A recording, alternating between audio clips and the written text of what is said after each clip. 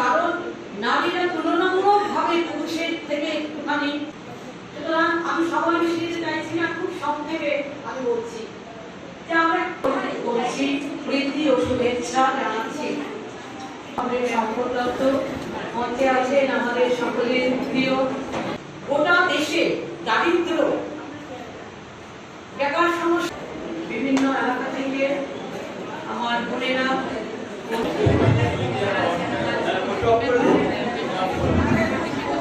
24 সাল গোটা ভারতবর্ষে তারা আলোড়ন তুলেছে আমাদের মেয়েরা, কিন্তু আমরা ত্রিপুরায় পাচ্ছি না।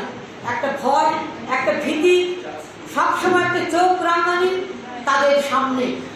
যেখানে আমাদের মেয়েরা সাহস দেখায় সেখানে তাদেরকে আরো বেশি করে ভয় দেখানো হয়। কিন্তু আজকে আন্তর্জাতিক নারী দিবসে আমরা শুধু ভাষণ দেব, আমরা শুধু স্লোগান দেব, আমাদের কথা বলবো, কিন্তু ঘর থেকে বেরিয়ে আমরা তাদের কথা বলবো না, তাদের জন্য লড়াই করবো না, এটা তো হতে পারে না। সুতরাং এই আন্তর্জাতিক শ্রমজীবী নারী দিবসে আমরা যেটা চাইছি যে বেশি করে নারীরা বেরিয়ে আসুক, আরো বেশি করে নারীরা বেরিয়ে আসুক। কারণ নারীরা যেটা পারে সেটা অন্যরা পারে না, সেটা পুরুষরা পারে না, যুবকরা ছাত্ররা পারে না। তারাই কিন্তু তার ঘরের ছেলেকে রক্ষা করতে পারে। মায়েরা, নারীরাই পারে তাদের সন্তানদের রক্ষা করতে।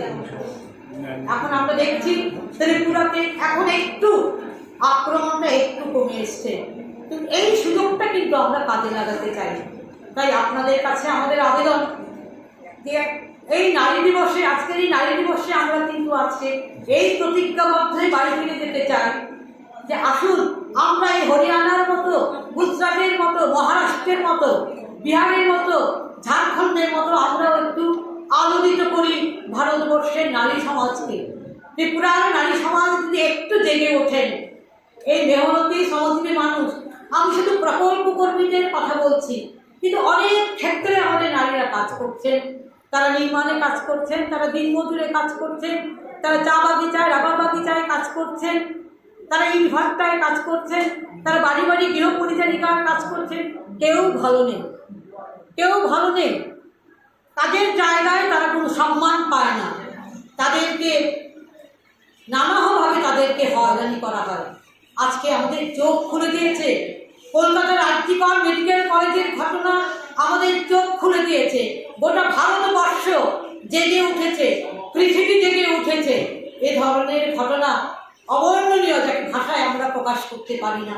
একটা কাজের জায়গায় 26 ঘন্টা ডিউটি দিয়েছে চিকিৎসক ছাত্রী, 26 ঘন্টা ডিউটি দেওয়ার পর তাকে আবার ডিউটিতে আটকে রাখা হয়েছে পরের দিন সকাল পর্যন্ত।